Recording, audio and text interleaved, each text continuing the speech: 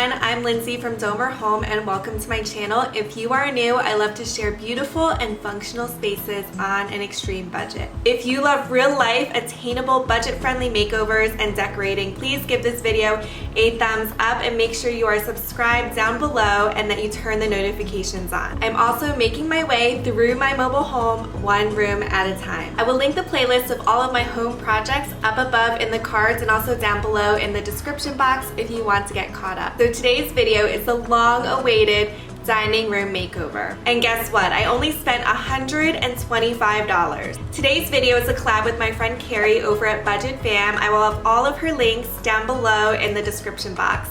She's a money-saving queen and you will love her videos and her real-life raw vlogs. But she also lives in a mobile home. She's about to move, but right now she lives in a mobile home. And her video that she'll be sharing with you today is her bathroom makeover on an extremely tight budget, and you are going to love it. I saw a sneak peek of it, and let me tell you, it's amazing what she did with a very, very, very tiny budget. All right, let's dive into the before footage. So when I first moved into this house last fall, I used this area, this room, as a playroom for Selah and as a dumping ground for all of my junk that I didn't have a home for yet. Since then, I have switched out the traditional dining room for the playroom, and I do have a video on that, and I will link that down below as well. Swapping the dining room with the playroom created such a better flow in the house and also for entertaining. And I guess I will insert here that if you think that I talk too much, because I get that feedback a lot, feel free to skip to the end of the video so that you can see all of the after footage. So now I know a whole lot of people complimented the wall color that was here before, the blue-gray. However, I personally didn't like it because I thought it was kind of dark and depressing, and I prefer my home to be very light and very bright. So when I repainted the dining room, I went with the color Tea Stain by Valspar, and it is one of my favorite colors. I used it in the previous house as well in our main living spaces, and it is a very light and bright neutral green color.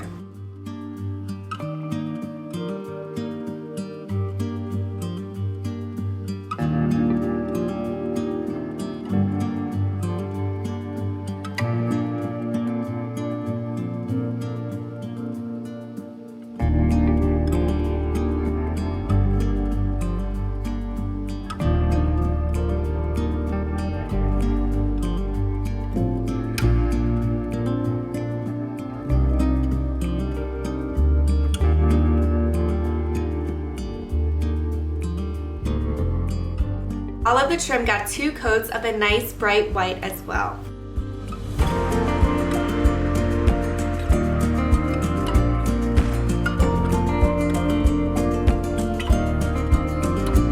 I hope it stays on really tight. I hope it stays on really tight too.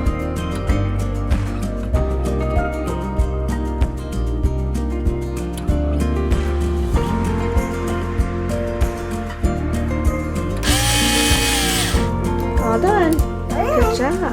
It stays on. What's next?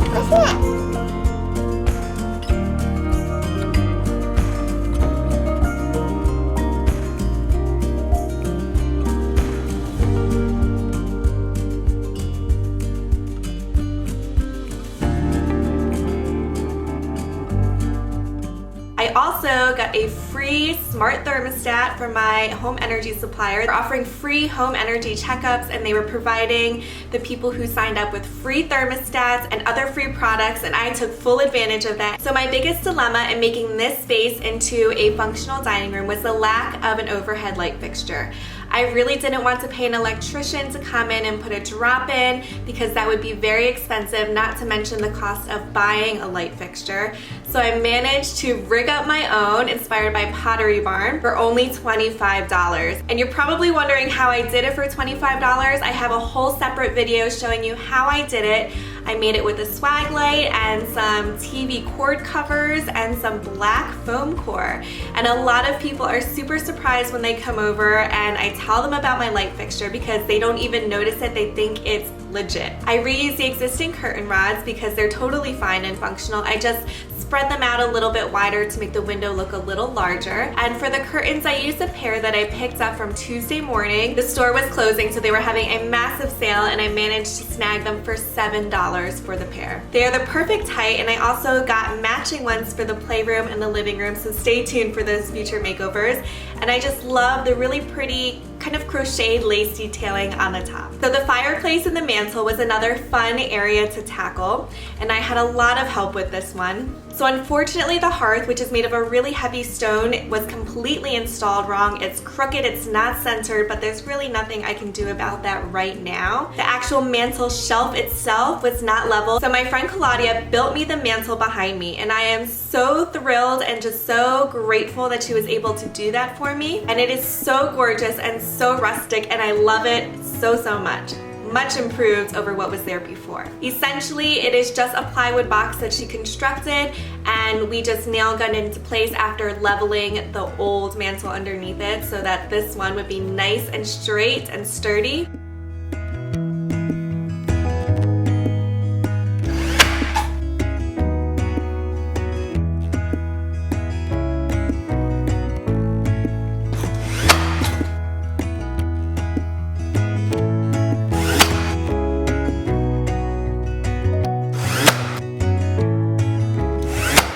Claudia lives in Arizona, and she was just so sweet to spend part of her visit up to Maryland building and installing this for me and taking time away from visiting with her other friends and family. Claudia also has an Etsy shop and an Instagram and a Facebook page, and I will have all of those links down below. She makes beautiful custom farmhouse signs if you're interested in that. And if you are local to her in Arizona, she also builds custom farmhouse furniture as well, and she is just so incredibly talented. I would encourage you to check out her page, follow along with her on Instagram as well. So I finished off my mantle by painting it a nice bright white. The other white was like really old and dingy and dirty looking, and this really helped to freshen up the fireplace and show off my brand new mantle. For the top of the mantle, I used a white chalkboard paint. I will have it linked down below. I got it off of Amazon.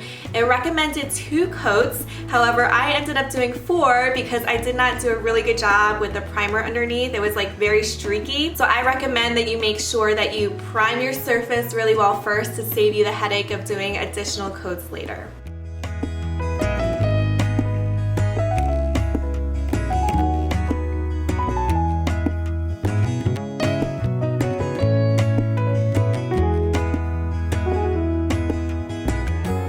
You also want to make sure that you prime the chalkboard after you paint the chalkboard paint on top, just using some chalk.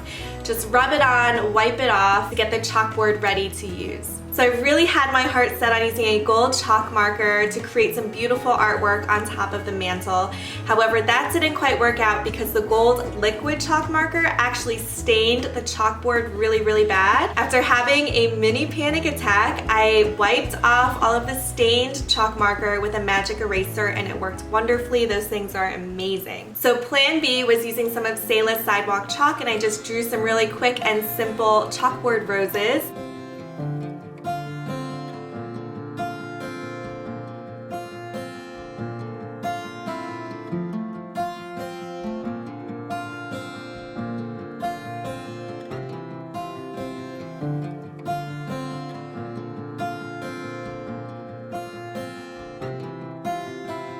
And I just really love the idea, 1, of a white chalkboard because it's so bright, so fresh. I felt like using black would just make it look really heavy and dark in here. And 2, I love the idea of a chalkboard wall because I can switch out the art on it seasonally or when I have events or functions. I also cannot wait to decorate this mantle for the holidays. I already know exactly what I'm gonna do, which I know is kind of over the top corny, but I know exactly what I'm going to do to decorate this for the holidays, and I cannot wait to show you guys, and I cannot wait to do that in a few months. So to finish off the mantle in the fireplace area, I just put my large tobacco basket in the front since I don't really use the fireplace at all for actually burning fires. And the wreath on top is a thrifted DIY that I showcased in one of my last videos. So the dining room table was also a secondhand find, and I do have a video on how I refinished it using what I call my lazy method. And I will have that video linked down below if you're curious and want some shortcuts and tips. Since then, the table has gotten a lot of love and a lot of use. We use this table multiple times a day for playing, for work, for having people over. So it is not in perfect condition anymore, and that is okay. Furniture is meant to be used. Since we use the table so much, I did not put a centerpiece on it. Sometimes function does come before beauty. I wanted to keep the decor in this room very simple as well. I like simple colors and simple decor for a few reasons. One, I'm an art teacher, so I'm around tons of bright color and loud noise every day. And when I come home, I want it to be a retreat and I want it to be calm and serene. Two, while I appreciate everyone else's beautiful, gorgeous layered vignettes with lots of beautiful decor pieces, I find when things in my home look cluttered, my mind also gets cluttered. And three, this is a room that we use multiple times a day, like I said before, and I want it to be very quick and easy to clean and maintain.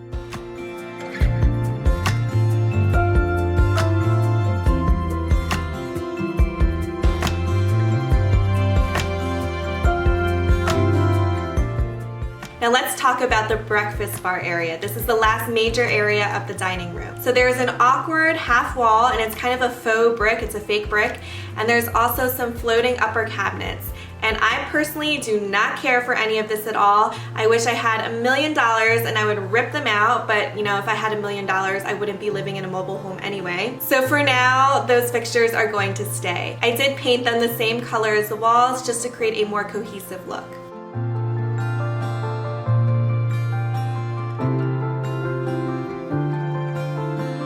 But we have to do the whole blue. I know, all of it. All the way up to the top. What'd you do to her hair?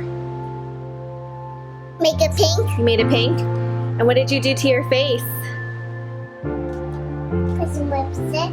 You put some lipstick on your face? Let's see it.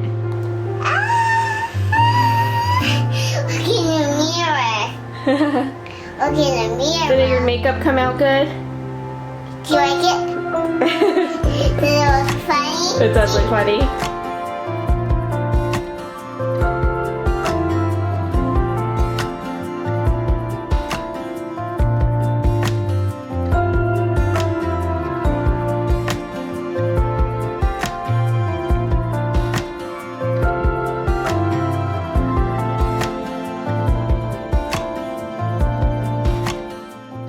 On the ends of the brick wall, I hung a nail polish rack, which I got off of Amazon. I don't know if it's still available, but if so, I will have it linked down below or something similar. And it holds all of my Young Living essential oils.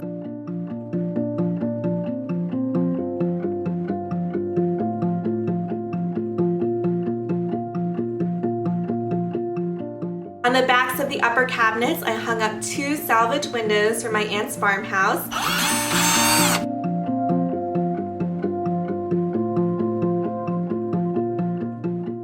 So I used some really heavy duty wall anchors and some really heavy duty gallery wire to hang the windows up. They're not heavy, there's no glass in them, but I just wanted to make sure that they were secure and they wouldn't fall down on my head while I was sitting there.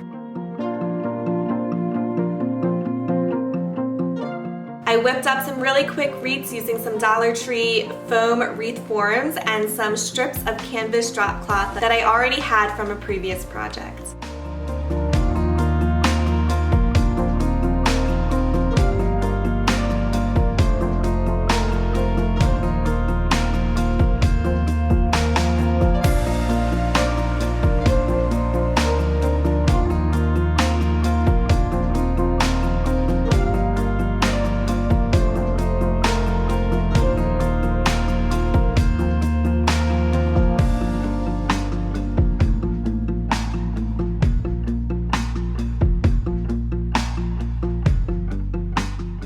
I also refinished 2 bar stools that I got a while back for about $5 each, and I painted them in my favorite sage green color.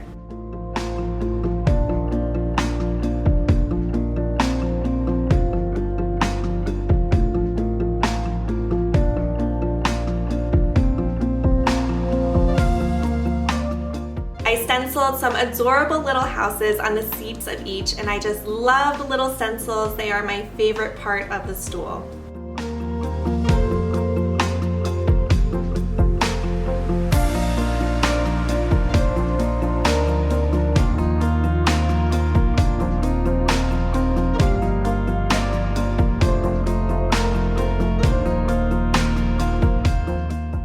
So there you have it, my dining room makeover is complete. And by complete, I mean that it's complete for now. Decorating for me is always a work in progress, and I try to enjoy the process as much as I possibly can. I want to thank those of you who have stuck by me as I had to put this dining room makeover on a 2-month pause while I finished up the school year, finished up a grad class I was taking, and I got 100% by the way, and also to finish up leading a church group. So thank you for your patience and your loyalty. So just a few reminders, if you enjoyed this video, please give it a thumbs up and make sure you are subscribed. Also be sure to check out KARRIE's bathroom budget makeover as well. I hope you guys all have a great day and enjoy all of the beautiful after footage. Bye!